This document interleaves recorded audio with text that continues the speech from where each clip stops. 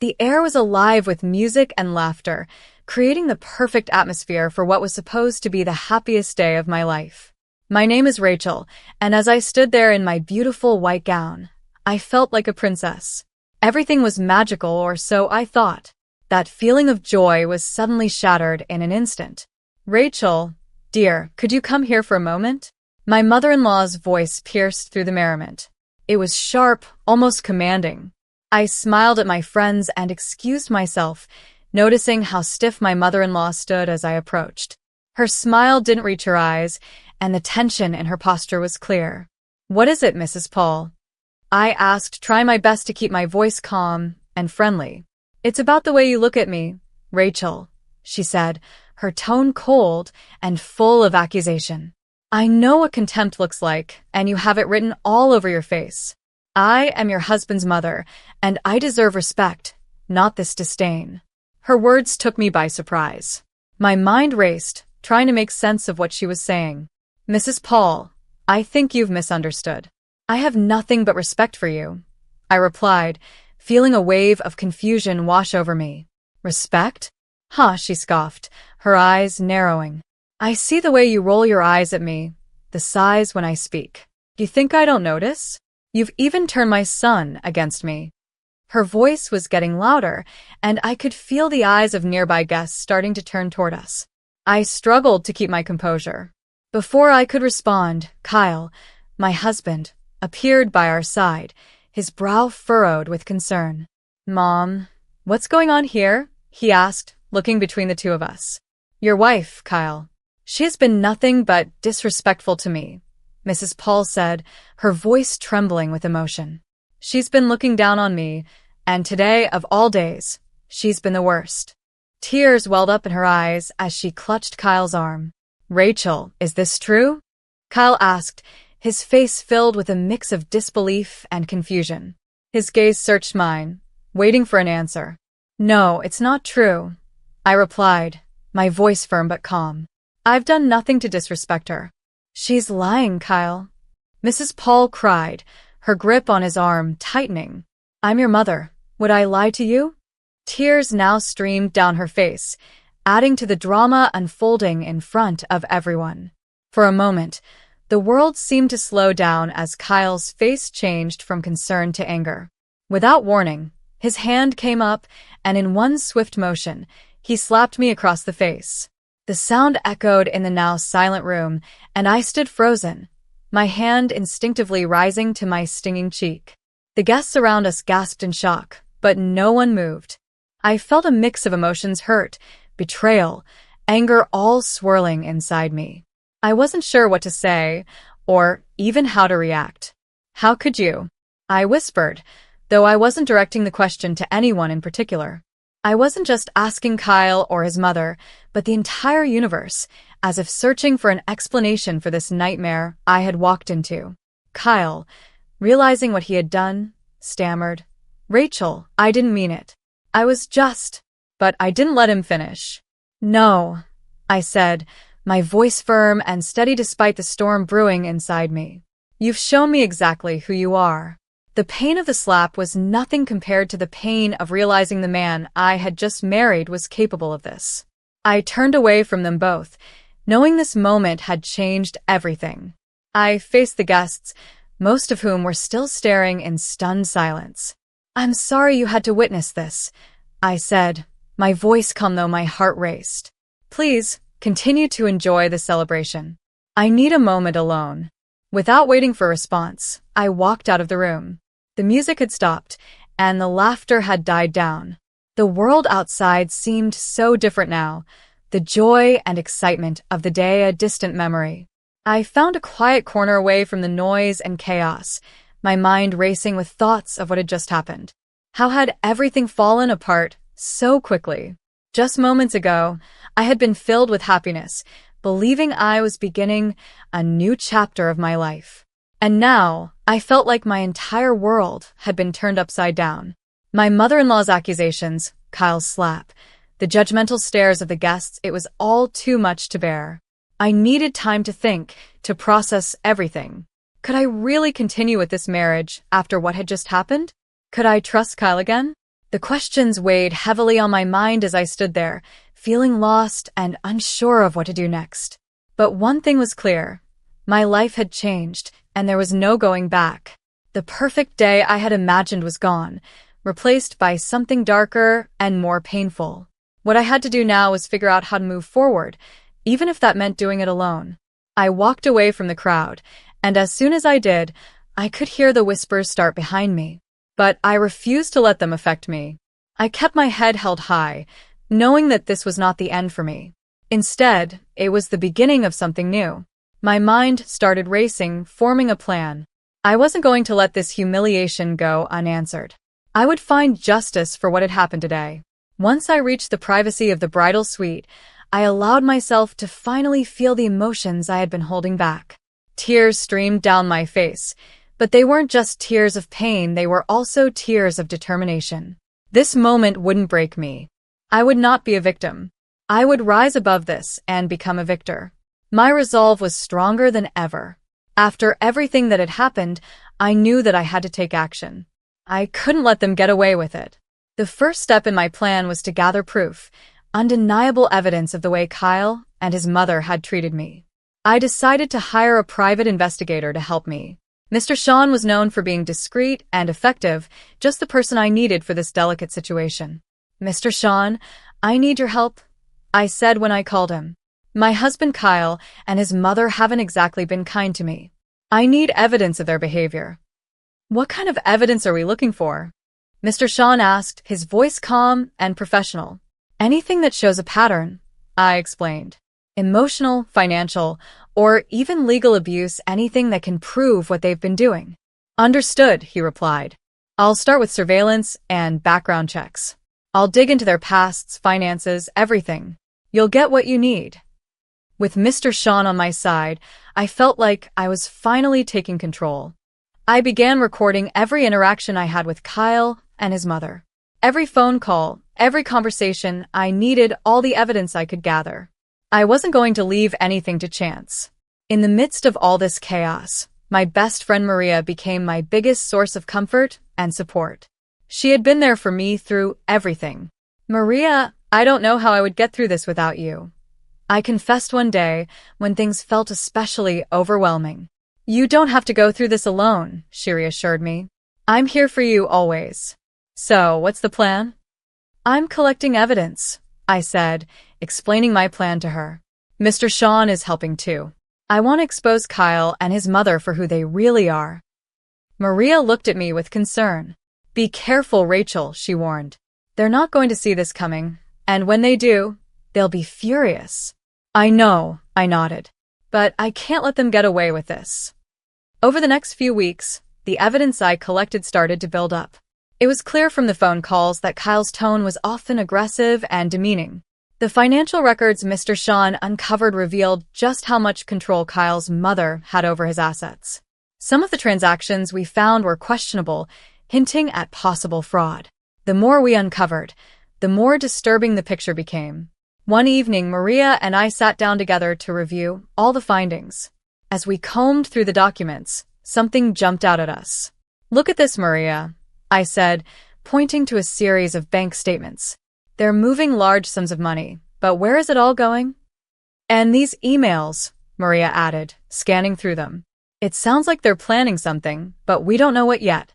"We need to connect the dots," I said, feeling the weight of everything we were uncovering.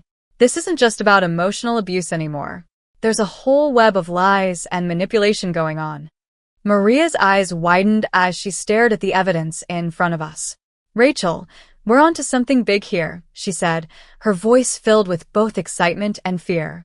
The more I delved into the evidence, the clearer it became that Kyle and his mother were involved in more than just toxic behavior. This went beyond their mistreatment of me. They were hiding something much bigger, something possibly illegal. I could feel the truth slowly unraveling, and I was determined to see this through to the end.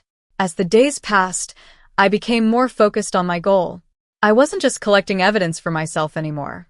I was uncovering a story of deceit and manipulation that needed to be exposed. Kyle and his mother had spent years weaving this web of lies, but now I had the power to tear it all apart. There was still much to be done, but I was no longer the helpless bride they had tried to humiliate. I was stronger than they had ever realized, and soon, the truth would come to light. This wasn't just about getting justice for myself, it was about making sure they faced the consequences of their actions. I wasn't sure how things would end, but one thing was clear. I was ready to fight, and I wasn't going to back down. The whispers of that day were nothing compared to the roar of truth that was about to come crashing down on them. I would no longer be a victim of their games. I would be the one in control. I started to piece it all together. Looking over the documents again, I realized something shocking. "I think they're embezzling funds from Kyle's company," I said to Maria, my voice barely above a whisper. "These documents, they're incriminating." Maria looked at me, her face serious. "Rachel, this is really serious. You need to be careful. They won't take kindly to being exposed." "I know," I said, feeling a mix of fear and determination. "But I can't back down, not now. There's too much at stake." The evidence wasn't just about how cruel they had been to me. It was more than that, it pointed to serious criminal activity. I had everything I needed to make a move, and it was time to come up with a plan to bring them to justice. It was also time to take back control of my life. "Maria," I said, feeling the weight of my decision, "I'm going to expose them publicly." Maria hesitated for a moment, knowing the risk involved. "Rachel, that's risky. You're playing with fire. But if anyone can do it, it's you." With Maria by my side and the evidence in my hands, I felt stronger than I had in a long time. I wasn't just fighting for myself anymore. This was about justice, about making sure Kyle and his mother faced the consequences of what they had done. It was time to show the world who they truly were. The next step was clear. I had to bring everything out into the open. I decided to organize an event, pretending it was for a big announcement. I invited friends, family, and even a few media contacts, people who would help get the story out. The venue was lavish, with an atmosphere full of excitement and curiosity. Everyone was eager to hear the news. As I stood at the front of the room, I took a deep breath. The time had come. "Thank you all for coming," I began, keeping my voice steady and my expression calm. Kyle and his mother, Mrs. Paul, stood beside me, smiling. They had no idea what was about to happen. "Rachel, darling, we're so proud of you," Kyle said, his voice sweet but insincere. "Whatever the announcement is, we support you." His words felt like poison, but I stayed composed. "I've gathered you all here to share some important truths," I said, pausing to gauge the room's reaction. "Truths about my marriage and about the Paul family." Mrs. Paul's smile faltered. "Truths?" she repeated, her voice shaky with a mix of confusion and fear. "Rachel, what are you talking about?"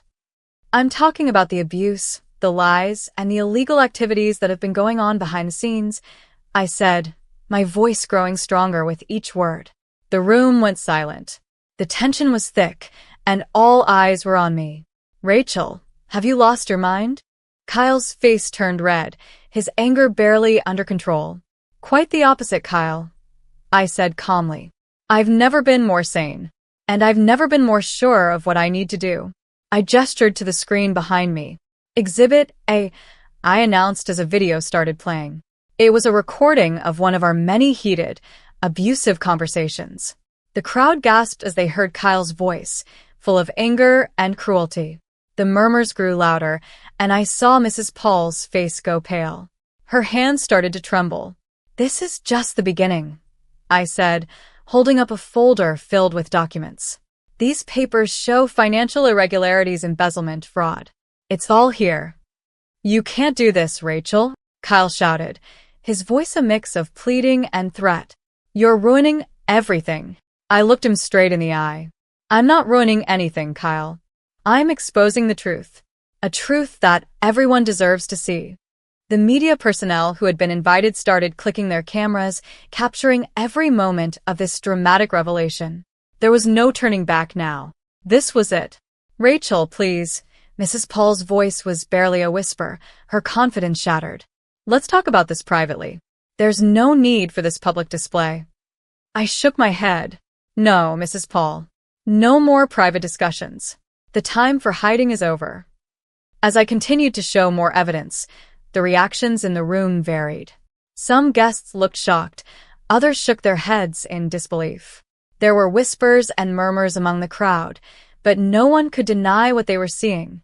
Kyle and Mrs. Paul stood frozen, their masks of respectability slipping away, revealing the truth beneath. "This is my story," I said, addressing the room. "A story of surviving abuse and standing up against injustice. I refuse to be a victim any longer." The event ended in a flurry of activity. Reporters swarmed around me, asking questions, while many guests approached to offer words of support and admiration. I had done it. I had exposed the truth, standing strong and maintaining my composure through it all. It was a moment of triumph, a moment where I finally reclaimed my power and my voice. But this wasn't the end. The courtroom was the next step, the place where everything would come to a final conclusion. As I sat in that stark, imposing room, a mix of nervousness and determination washed over me. My lawyer sat beside me, ready to fight for justice. This was the final act of my journey, and I was ready to see it through to the very end. I couldn't help but notice how uneasy Kyle and Mrs. Paul looked across the courtroom. Their once confident faces were now filled with anxiety as the trial began. "Your Honor, we are here to present the case against Kyle and Mrs. Paul," my lawyer said, his voice steady and strong. "This isn't just about a divorce. It's about years of emotional and financial abuse that Rachel has endured." Kyle leaned toward me from across the room, whispering, "Rachel, you can't win this. You're going too far." I met his gaze, my voice calm but firm. "This isn't about winning, Kyle. It's about justice. It's about showing everyone who you truly are." The trial moved forward, and my lawyer presented the evidence with precision. There were the recordings of Kyle's cruel words, the financial documents revealing their manipulation, and all the proof that painted a clear picture of the painful life I had lived. Each piece of evidence was undeniable. "Your Honor, as you can see, the evidence is overwhelming," my lawyer continued. "We are not only seeking a divorce, but also legal actions for the wrongs that have been committed against my client." Mrs. Paul, clearly rattled, tried to defend herself. "Your Honor, this is all just a misunderstanding. Rachel is exaggerating." Her voice was weak, even to her own ears. I looked straight at her, my words steady and direct. "Exaggerating? The evidence speaks for itself.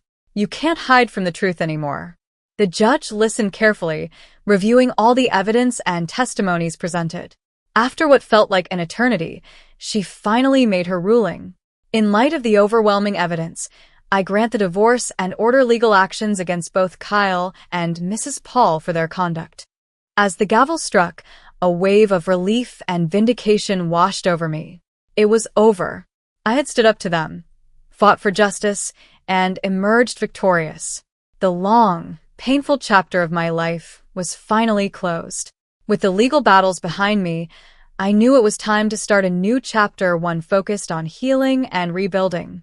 I found a small, peaceful home in the countryside, a world away from the chaos and drama of my past. The quiet and beauty of the place were just what I needed. Sitting on the porch of my new home, with a warm cup of tea in my hands, I gazed at the serene view before me. The trees gently swayed in the breeze, birds chirped in the distance, and the sun shone softly. For the first time in what felt like forever, I felt a sense of peace wash over me. This was at a fresh start, a life free from lies, manipulation, and pain. My journey had been difficult, but it had been worth it. I hadn't just survived. I had triumphed. I had found my inner strength, reclaimed my voice, and now I was free. As the sun began to set, casting a warm glow over the horizon, I smiled to myself. I was exactly where I was meant to be. The future was uncertain, but it was mine to shape a future filled with hope, healing, and happiness. This was my story of triumph, the story of a woman who refused to be silenced. I had stood tall against all odds, and now I was living a life of freedom and peace. My journey had reached its conclusion, but I knew it was just the beginning of a brighter, better life. The story of Rachel's journey has come to an end.